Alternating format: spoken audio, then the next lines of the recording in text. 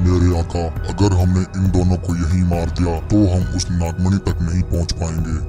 दूर कहीं पहाड़ों में एक छोटा सा तालाब था जहां बहुत से जीव जंतु बड़ी खुशी से रहा करते थे।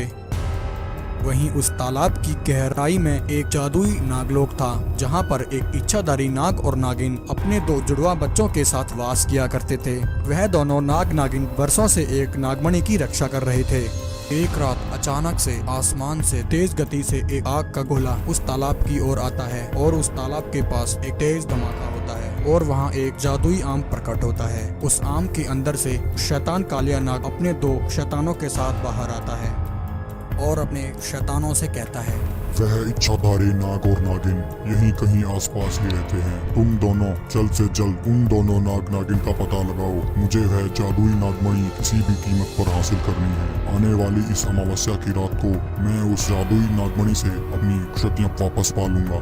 वहीं एक दिन नागराज अपने दोनों बेटों से कहता है, बेटा, मैं और तुम्हारी माँ एक जरूरी काम से कुछ समय के लिए नागलोक से बाहर जा रहे हैं, इसलिए हमारे पीछे से तुम दोनों भाइयों को हमारे इस नागलोक की और इस नागमणि की रक्षा करनी है। बेटा, मेरी बात ध्यान से सुनो।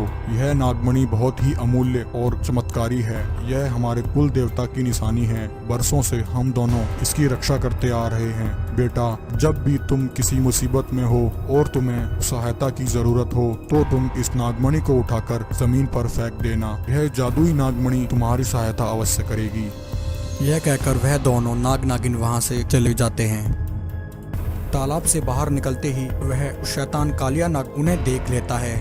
अरे वाह, हमें तो मेहनत करने की जरूरत ही नहीं पड़ी। यह दोनों नाग नागिन तो खुद ही हमारे पास चले आए। आ जाओ नागराज, आ जाओ, मुझे तुम्हारा ही इंतजार था। नागराज, अब या तो वह नागमणि तुम मुझे दे दो या फिर तुम दोनों मरने के लिए तैयार हो जाओ। दुष्ट कालिया नाग, तो आखिर तू यहाँ तक भी आ पहुँचा। अरे दुष्ट, मेरे जीवित रहते तू अपने मंसूबों में कभी भी कामयाब नहीं हो सकता। तभी कालिया नाग का एक शैतान कहता है, मेरे आका, अगर हमने इन दोनों को यहीं मार दिया तो हम उस नागमणि तक नहीं पहुंच पाएंगे। तभी इससे पहले कि नागराज उस पर हमला करता, कालिया नाग उन दोनों को कैद कर लेता है।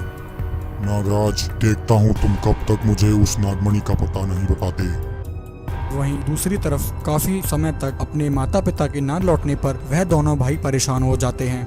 भैया, बहुत समय बीत गया है परंतु पिताजी और माँ अभी तक लौटकर नहीं आए। भैया, मैं तालाब के बाहर जाकर देखता हूँ, तब तक आप यहीं रहकर नागमणि की रक्षा करना। इतना कहकर एक भाई अपने माता पिता को ढूंढने के लिए तालाब के बाहर आ जाता है। बाहर आते ही वह देखता है कि उसके माता पिता को उस शैतान कालिया नाग ने वहाँ कैद कर लिया है। यह देखकर वह तुरंत अपने भाई के पास जाता है और उसे सारी बात बता देता है। भैया, जल्दी कुछ कीजिए वरना वह शैतान हमारी माँ और पिताजी को मार देगा। तभी नागिन के बेटे को अपने पिता की कही गई बात याद आती है। वह उस नागमणि को उठा लेता है और दोनों भाई उस नागमणि को लेकर तालाब के बाहर आ जाते हैं। उन बच्चों के हाथ में नागमणि को देखकर कालिया नाग खुश हो जाता है और कहता है,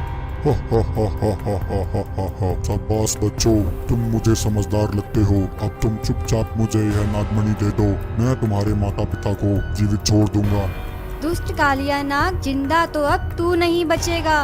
यह कहकर छोटू नागराज नागमणि को जमीन पर फेंक देता है। जमीन पर गिरते ही वह जादुई नागमणि बड़ी हो जाती है और उस नागमणि से एक भयानक शक्ति निकलती है और उस जादुई आम पर लगती है। जादुई आम जलकर नष्ट हो जाता है। क्योंकि उस कालिया नाग की शक्तियाँ उस जादुई आम में थी तो वह कालिया नाग और उसके दोनों शैतान भी वहीं जलकर भस्म हो जाते हैं। राक्षस कहता है, अरे भाई, यह नागिन तो बहुत ही शक्तिशाली है, हम इसका सामना नहीं कर सकते। एक समय की बात है, बहुत समय बाद एक इच्छाधारी नागिन ने एक अंडा दिया था। नागिन अपने अंडे की जी जान से देखभाल करती थी क्योंकि नागिन का वह अंडा बहुत ही चमत्कारी था और इच्छाधारी नागिन को हर समय इस बात का डर लगा रहता था कि कोई उसका यह अंडा चुरा ना ले। वह नागिन बहुत ही शक्तिशाली थी। नागिन कहती है, बहुत दिनों बाद मैंने अंडा दिया है, मुझे मेरे बच्चे की रक्षा करनी होगी। हर बार मेरे बच्चे को कोई ना कोई मुझसे छीनने की कोशिश करता है, परंतु इस बार मैं ऐसा नहीं होने दूंगी। वहीं इच्छाधारी नागिन की यह सारी बातें एक शैतान राक्षस सुन रहा होता है। शैतान कहता है, अच्छा, तो नागिन ने अंडा दिया है। मुझे यह बात जल्द से जल्द अपने महाराज को बतानी होगी। मेरे महाराज बड़े बरसों से इस दिन का इंतजार कर रहे थे। ऐसा कहकर वह शैतान राक्षस भागा भागा वहां से अपनी महाराज के पास जाता है और अपने कोबरा राक्षस के पास जाकर उसे यह सारी बात बता देता है। वह कोबरा राक्षस दिखने में बहुत ही भयानक था। अपने गुलाम की बात सुनकर कोबरा राक्षस कहता है, वाह मेरे गुलाम, क्या खबर सुनाई है तुमने। मुझे इस दिन का पिछले कई वर्षों से इंतजार था, तो आखिरकार उस नागिन ने वह चमत्कारी अंडा दे ही दिया। मुझे वह अंडा किसी भी कीमत पर चाहिए। नागिन के उस चमत्कारी अंडे को खाकर मैं और अधिक जवान और शक्तिशाली हो जाऊंगा। फिर मैं इस पूरे ब्रह्मांड पर कब्जा कर लूंगा और यहाँ का स्वामी बन जाऊंगा। इतना कहकर वह कोबरा राक्षस अपने गुलामों से कहता है, मेरे गुलामों, जल्दी से जाओ और मुझे वह नागिन का जादुई अंडा ला कर दो। मुझे शीघ्र अतिशीघ्र वह अंडा खाना है। कोबरा राक्षस की बात सुनकर शैतान कहते हैं, जैसी आपकी आज्ञा महाराज, हम अभी आपको वह अंडा ला कर देते हैं। इतना कहकर वह दोनों शैतान राक्षस वहां से चले जाते हैं। वे दोनों शैतान राक्षस इच्छाधारी नागिन को हर जगह तलाश करते हैं। बहुत देर तक ढूंढने के बाद दोनों राक्षसों को वह इच्छाधारी नागिन दिख जाती है। एक राक्षस कहता है, देखो भाई, वह रही वह इच्छाधारी नागिन, और वह देखो वो रहा उसका वह चमत्कारी अंडा। चलो भाई, अब जल्दी से हम नागिन पर हमला करके उसका वह अंडा चुरा लेते हैं। हाँ भाई, हम यह अंडा हमारे महाराज को देंगे तो हमारे महाराज बहुत ही प्रसन्न होंगे और हमें इनाम देंगे। इतना कहकर वह दोनों शैतान राक्षस इच्छाधारी नागिन पर हमला कर देते हैं।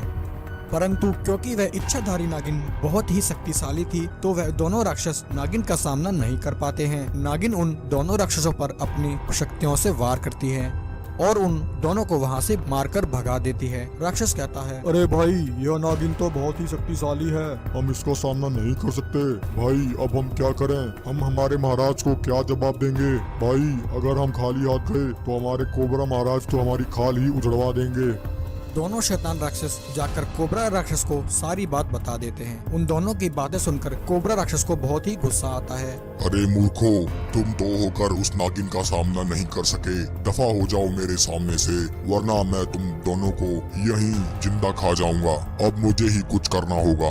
एक दिन एक साधु महाराज उसी जंगल के रास्ते से जा रहे होते हैं। तभी वह कोबरा राक्षस अचानक से उस साधु महाराज के सामने आ जाता है। कोबरा राक्षस अपनी शक्ति से यह देख लेता है कि वह साधु इच्छाधारी नागिन से मिलने जा रहा है। कोबरा राक्षस उसी समय साधु पर हमला कर देता है। कोबरा राक्षस की शक्तियां लगने से साधु महाराज जमीन पर गिर जाते हैं और बेहोश हो जाते हैं। साधु महाराज के बेहोश होते ही कोबरा राक्षस हूबहू साधु महाराज जैसा भेष बदल लेता है। तो प्यारे दोस्तों, यह था इस कहानी का पहला भाग। इस कहानी का अगला भाग देखने के लिए आप हमारे चैनल से जुड़े रहें। वीडियो को पूरा देखने के लिए आपका धन्यवाद।